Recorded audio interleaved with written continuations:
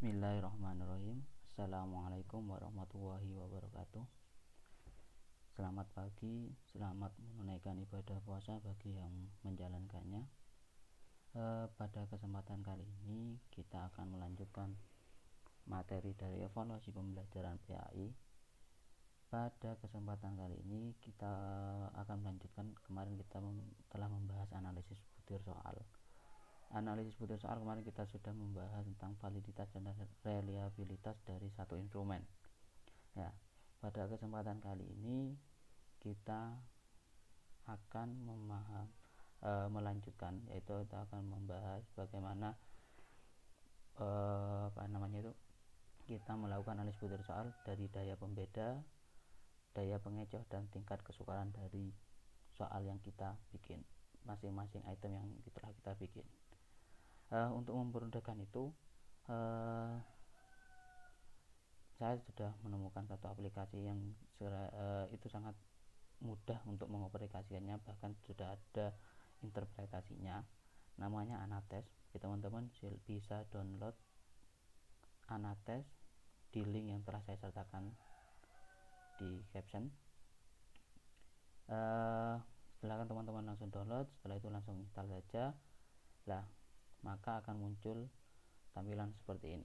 Ini namanya aplikasi Anates. Ya, untuk mengoperasikannya, teman-teman bisa langsung dibuka. Setelah install bisa langsung dibuka. Di sini teman-teman ada beberapa menu di bawah. Kalau keterangan di atas ini ya penciptanya adalah Bapak Karno dan Pak Yudi Wibisono. Di sini teman-teman bisa pilih jalankan Anates versi pilihan ganda, ada pilihan uraian. Untuk kesempatan kali ini teman-teman, untuk memudahkan saja, kita menggunakan Anates yang pilihan ganda. Ya, maka akan muncul tampilan seperti ini. Langkah yang pertama teman-teman harus buat itu adalah buat file baru. Nah, di sini teman-teman bisa klik. Di sini ada 3 kolom, ada file, penyekoran, sama ada olah data. Yang pertama adalah buat file baru. Teman-teman silahkan klik, maka akan muncul tampilan atau window seperti ini. Nah, ini mohon isikan jumlah subjek, jumlah butir soal, dan jumlah pilihannya. Pada kesempatan kali ini kita akan mencoba jumlah subjeknya atau jumlah murid kita. Misalkan kita menggunakan 20,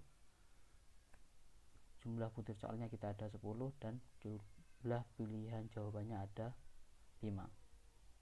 Setelah itu kita klik OK.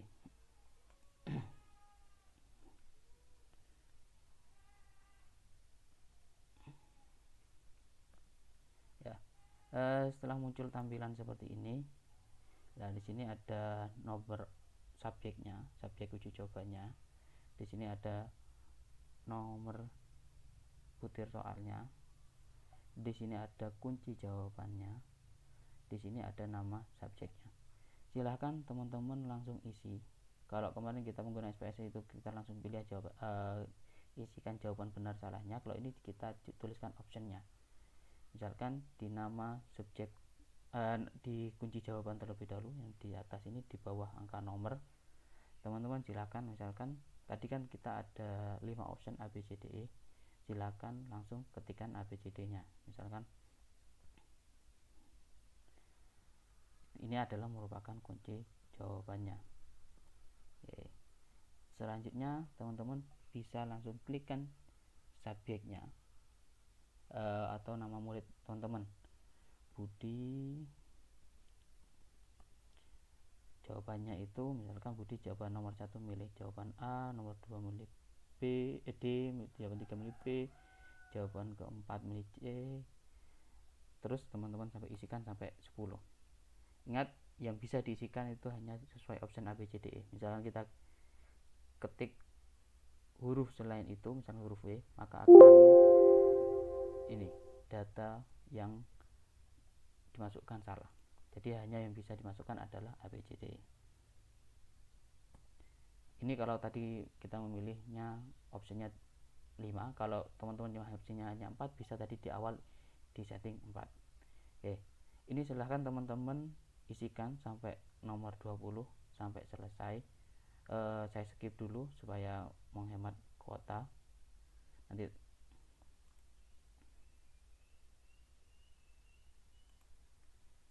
ya, ini sudah saya memiliki data ada 20 subjek, artinya ada 20 siswa yang kita lakukan tes kita yang berikan kepada 20 siswa.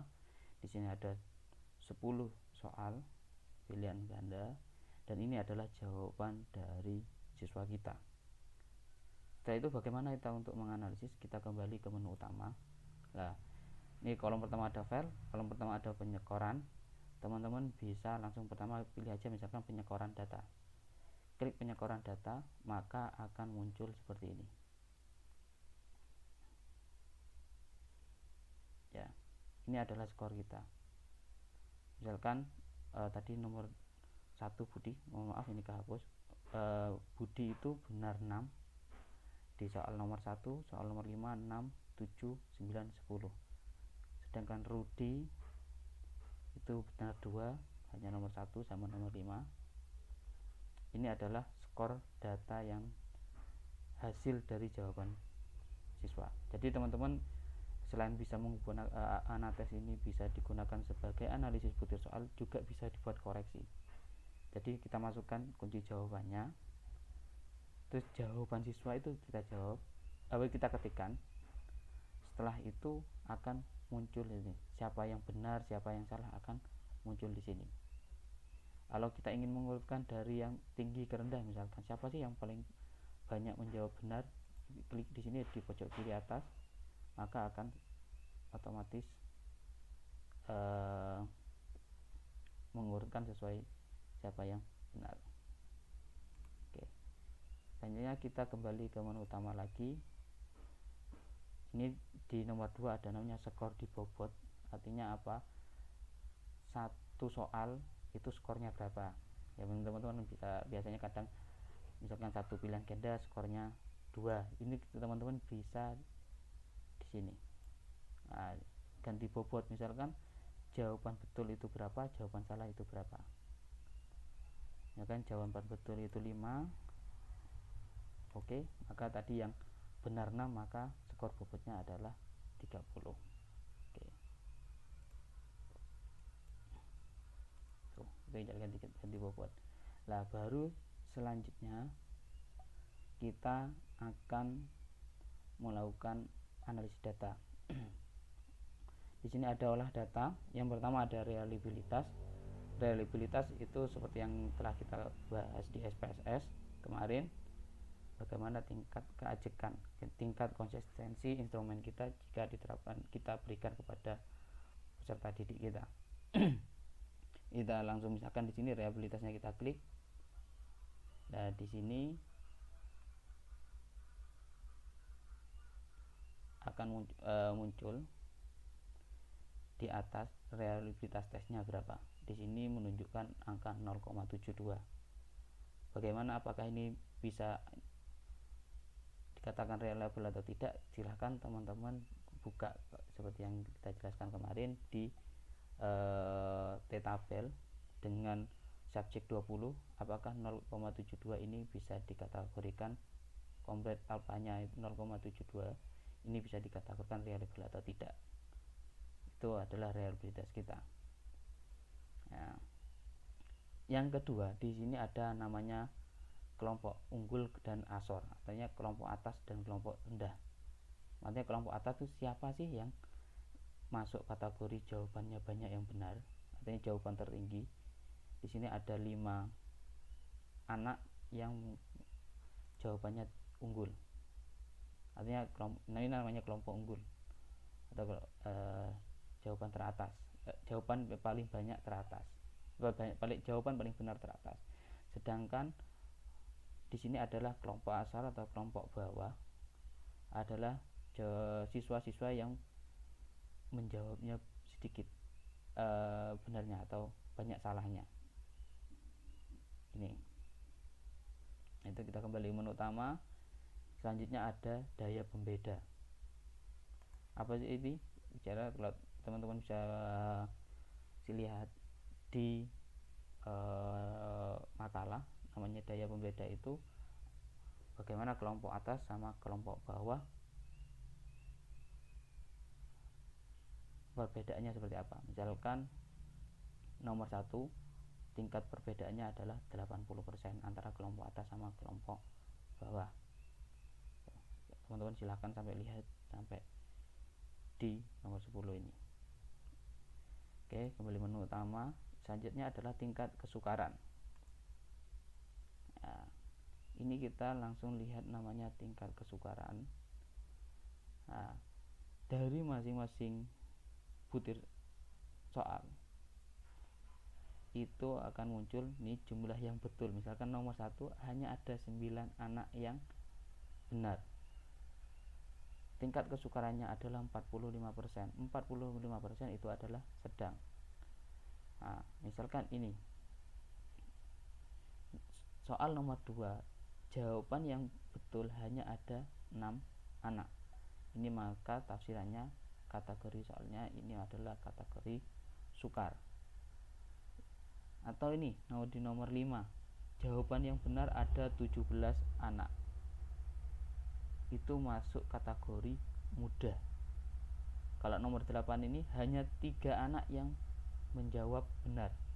Ini masuk kategori sangat sukar. Oke. Kita kembali ke menu utama lagi. Nah, kalau ini korelasi skor butir dengan skor total, atau kalau kemarin kita telah membahas namanya validitas, artinya korelasi antara skor item dengan skor total instrumen kita. Nah, di sini akan muncul soal nomor 1, tingkat korelasinya hanya 0,529. Di sini apakah masuk valid atau korelasi signifikansinya bagaimana? Di sini strip, artinya apa? Tidak signifikan. Bisa jadi dari soal kita, bisa dari kunci jawaban kita.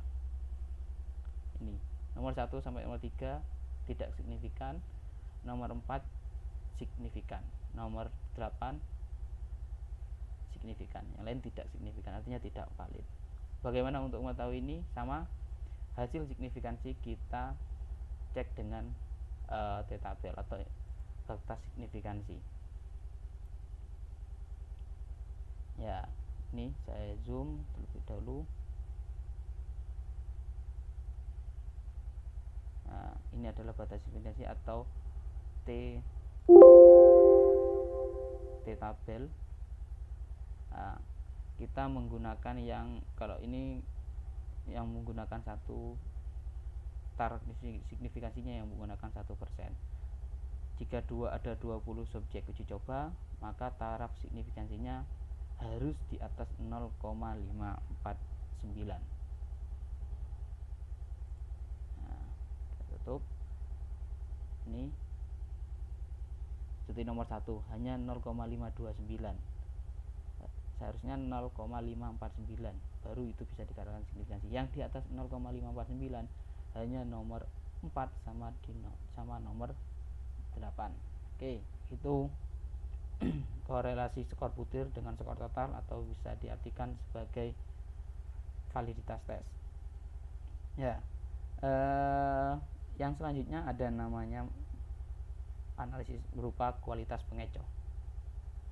Nah, ini dari masing-masing option ini ada yang sudah terlihat siapa ada beberapa siswa yang jawab. Misalkan di soal nomor 1 kunci jawabannya tadi kan adalah A, ada 9 anak. Ini berarti bisa katakan sudah baik. Sedangkan soal nomor 1 yang B ini berwarna merah. Kenapa berwarna merah? Karena di sini terlihat sekali banyak sekali siswa yang menjawab salah. Berarti option ini harus kita ganti. Banyak yang menjawab salah itu masuk kategori, kalau di sini adalah sangat buruk. Option kita sangat buruk. Ini disarankan untuk diganti. Misalkan yang selanjutnya yang C. Jawab option C di soal nomor 1 ini min strip 1 bisa diartikan adalah kurang. Ini adalah satu anak yang menjawab option D. Nah, yang selanjutnya di option D ini tidak ada sama sekali siswa yang menjawab di option D. Berarti option D ini bisa diartikan kualitas pengecohnya kurang baik atau bisa dikatakan adalah buruk. Ya. Meskipun ini jawabannya salah, harusnya kita harus membuat jawaban ini supaya membuat kunci jawaban, kalau bisa diartikan membuat siswa itu terkecoh dengan jawaban option yang telah kita bikin. Nah, di sini sudah muncul dari soal 1 sampai 10. Yang merah-merah ini merupakan tingkat kualitas pengecohnya sangat buruk. Ada yang buruk, ada yang sangat buruk. Kalau stripnya 2 ini adalah buruk, kalau yang strip 3 adalah sangat buruk. Ini disarankan untuk diganti kualitas pengecohnya. Ada 2 kemungkinan. Yang pertama adalah tidak ada yang memilih. Yang kedua, banyak yang memilih tapi salah, salah. Oke. Itu merupakan adalah daya pengecoh. Ya, itu tadi merupakan bagaimana kita menganalisis soal analisis butir soal yang telah kita punya menggunakan aplikasi Anates. Mungkin cukup itu, teman-teman bisa langsung mempraktekkan. Dan nanti untuk tugas akhir dari mata kuliah evaluasi pembelajaran PAI ini, saya akan menugaskan untuk menganalisis butir soal dari awal hingga akhir. Cukup sekian dari saya. Tetap jaga kesehatan, selamat menunaikan ibadah puasa. Bulan puasa kita harus lebih semangat lagi dalam menuntut ilmu. Allahul muwaffiq ila aqwamit thoriq. Assalamualaikum warahmatullahi wabarakatuh.